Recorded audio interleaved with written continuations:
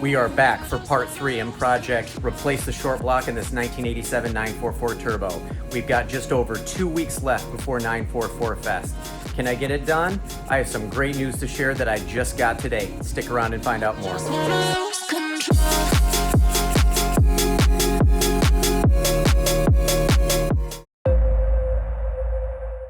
Here we go, the countdown is on. 944 Fest starts 2 weeks from tomorrow. So we do have a few updates. Probably some of the biggest are, I got a hoist and a lift. I did purchase them from Harbor Freight, and I was able to pick them both up and bring them back in the back of the Durango. They were extremely heavy, and with the help of my neighbor, we were able to get them out into the floor in their huge boxes, but I was able to put them together earlier this week and they should be ready to go. We also have parts, lots of parts. Rear main seal, nuts and washers, brush washers, gaskets, intake manifold gaskets, water neck gaskets, balance shaft belt by Gates. Supposedly these are much quieter than the Continental belts that I have on the car right now. Oh, and these crush rings that are between $17 and $25 a piece for all of the exhaust components. One glaring part that is not here, and I hope I can get it in time, but that is a new head gasket. So what's the great news that I heard today?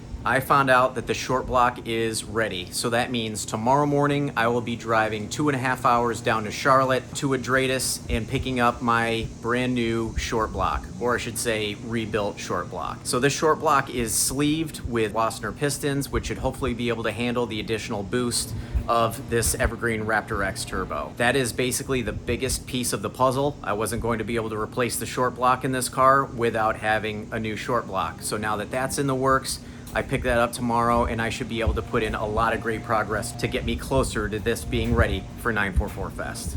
So hopefully this video won't be as long as the last one.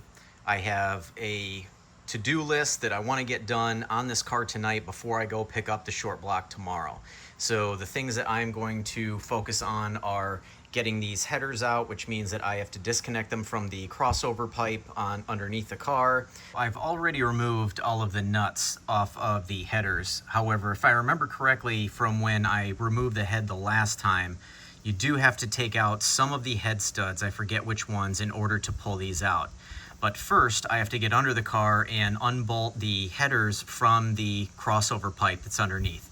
So let's go underneath the car and we'll see what has to be done there. We are underneath the car, and here you can see where the header bolts to the crossover pipe. So there are 6 bolts and nuts that have to come out. I'm going to use the impact and a wrench on the top. I'm probably first going to clean this off. Let me get the light off of there. There is still some oil and coolant from when I removed the cam housing, as well as coolant from when I removed the lines to the heater core. Let me grab some tools and get these separated. The bolts are all out. I have them bagged and tagged. It's not too hard. It only takes a few minutes. The only difficult ones are the ones that are up in here, and you really need to use a wobble, or at least it's easier to use a wobble to get up in there. It's just sometimes it's a little difficult to get a wrench back up on the top to hold the top of the bolt while you're getting the nut off. And there's a washer on each side, so be prepared to have them fall on your face. So next we are ready to try and get these headers out.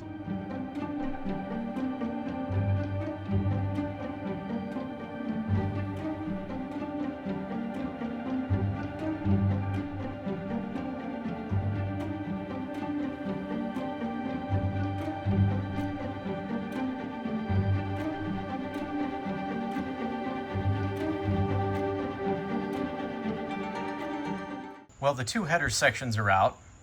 That took a little bit longer than I thought it would. I ended up pulling all of the header studs out. I could not remember if the middle section came out first or the outer section. So, little change of plans. Getting those header pieces off took a lot longer than I thought it was going to. I got called into a couple of honeydew projects inside, and it is super late right now. So I'm gonna hang it up. I'm looking forward to heading out around 9 a.m., going down to Charlotte to see Brent at Adratus and pick up my new short block and get going on the remainder of this work. So I will catch up with you guys tomorrow. Hopefully you will see my new to me rebuilt short block. And we're back. It is not the next morning though. It is actually Saturday. And things don't look that much different from where I left off Thursday night. At least here they don't. But that doesn't mean I didn't make some other progress yesterday. And that's because I picked up that guy. I took the day off of work yesterday, which was Friday, and made the 2.5-hour trek down to Charlotte from Raleigh, down to see Brent at Adretis. So Brent was building this short block for me. This is actually from an 86 944 turbo. So I will go over a few things that are different on this block than the block that is currently in my 87 turbo. But basically the biggest difference is this block has been sleeved and has Wassner pistons in it. Hopefully this should not only allow for more boost, but also from a longevity standpoint, this block should last a lot longer than a block that has the factory Alisil linings in the cylinders. Some of the biggest changes between the 86 and the 87 are, one, this will now have a manual tensioner instead of the spring type auto tensioner that is on the 87 and newer 944s. But it will also use the original style OPRV. So Brent supplied this. Now I will still be able to use my original oil console, which houses the oil filter, which is got an oil soaked rag in it right now. So not that big a deal. That is something I can get used to. And honestly, in my opinion, the older style manual tensioner will make future timing belt changes simpler, as you don't have to get your hand up in underneath the spring tensioner to pull it out and get the old timing belt out and put a new one in. So time is still of the essence and I have a boatload to do. So I have today, Saturday, and tomorrow, Sunday, to work on this car all day. Then I have a few days this week that I can work on it after work, but I have a few prior commitments that I have to attend to, so I don't have all 5 days. And then I've got next weekend and then 2 to 3 nights to try to put this thing back together.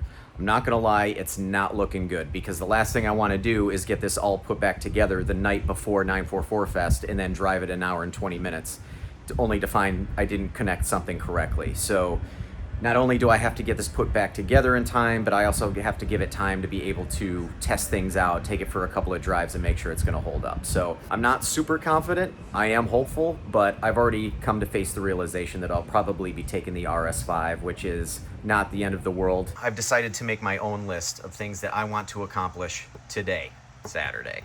So to start, I'm going to remove the header panel and the front bumper. And the reason why I've done that is taking a look, it is going to be tight to get the motor out or in from underneath, even with the head removed. I think the easiest way to not only slide the motor in from underneath or remove it from underneath, but to also protect the bumper and the header panel from possibly getting ran into by the engine hoist, I'm just gonna pull both of them. It's gonna add another step, and quite frankly, I hate doing both of those jobs. I've had to do them many times before, and they suck, but I'm gonna do them.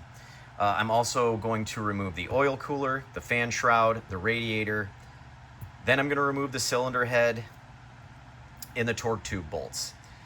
I'm also going to separate the steering shaft from the steering rack, another job that I am not looking forward to, and I need to make sure I mark the position of that first for when I put it back together.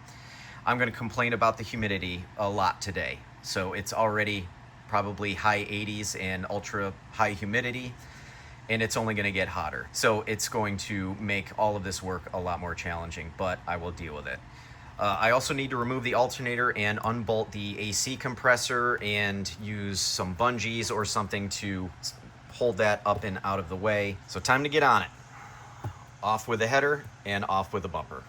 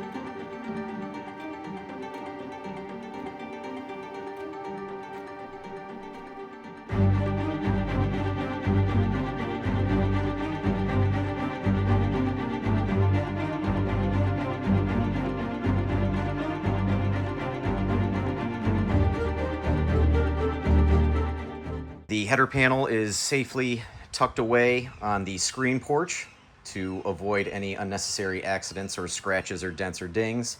And next I will move on to the front bumper.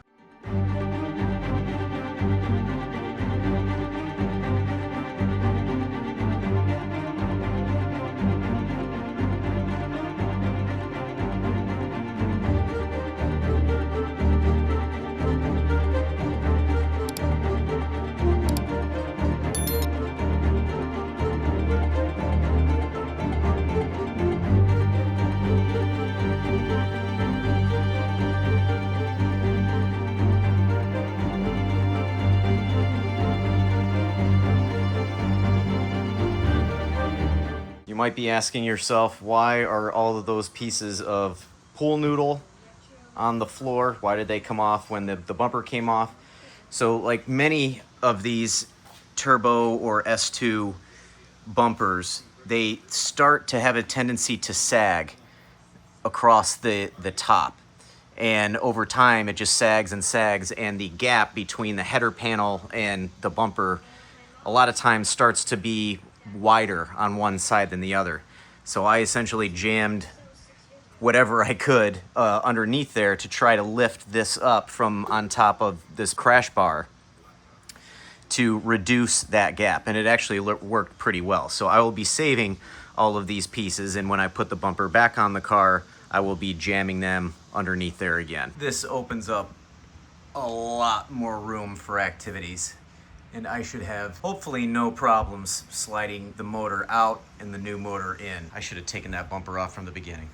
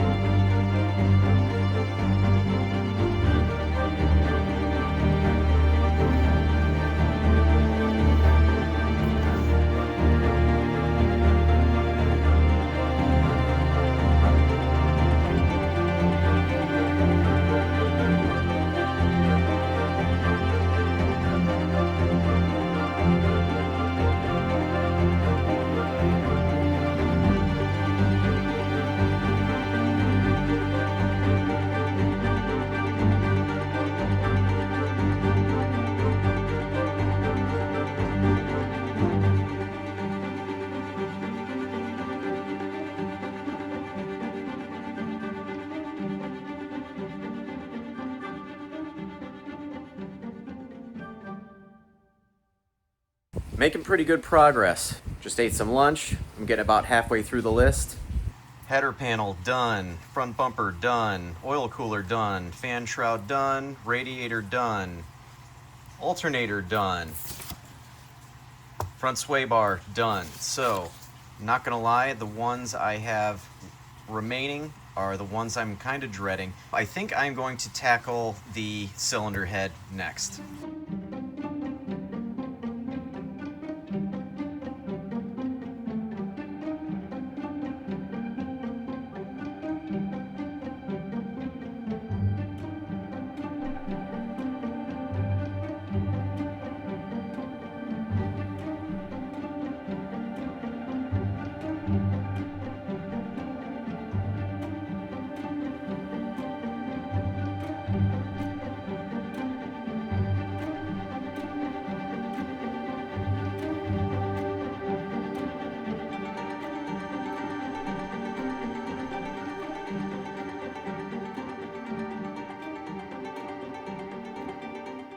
All right, the cylinder head is off. Breaks my heart to have to trash this less than 2-year-old graphite head gasket that was like $215 or something like that, but it looks like it held up pretty well. I don't see anywhere where there would have been a head gasket leak at all, but boy, look at the fluid in cylinders 1 and 2. There's a little bit in 3, 4 looks pretty good, but take a look at the spark plugs. There's cylinder 1, and it might be hard to see on camera, but it's wet. It has oil on it. Cylinder 2 also look pretty nasty. Cylinder 3, a little better. Cylinder 4 is totally dry. Now, it's important to point out, these spark plugs were in for probably 50 miles, if that. So what's next? Let's see, I've got removed torque tube bolts, which I think I'm gonna hold off on that because I think I am going to put the flywheel lock on.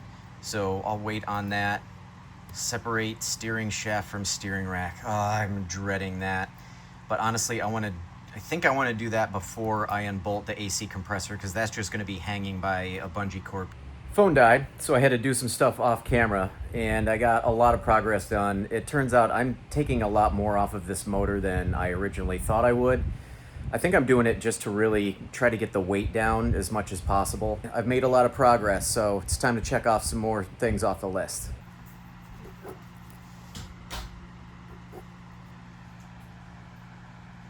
So I got everything off the front of the motor, just about everything. All of the timing and balance shaft belts and rollers. I did pull the water pump. So I think the next things that I'm actually going to try to get done is take off the oil console and the turbo.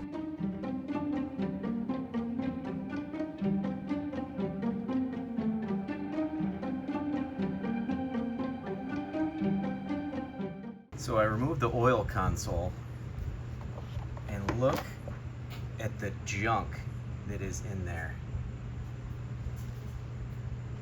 I have no idea what that is, but you can see there's RTV in here. So somebody's been in here before. It's been a long day. I'm pretty worn out, but I want to get this turbo out and a few other things before I hang it up for the day, because I think tomorrow's going to be the day that this motor comes out. So I'm going to get underneath the car and take off the crossover pipe, and then get the turbo unbolted from underneath, pull that out, and then we're almost ready to get this motor out. All right, I am under the car, and here is the crossover pipe. And you can see from the remnants of the oil where the leak was dripping down onto this pipe and burning off. I have the lower part of the crossover pipe out now. It's turbo time. I need to get out. Number 1 is that bolt right there, and number 2 is that bolt right there.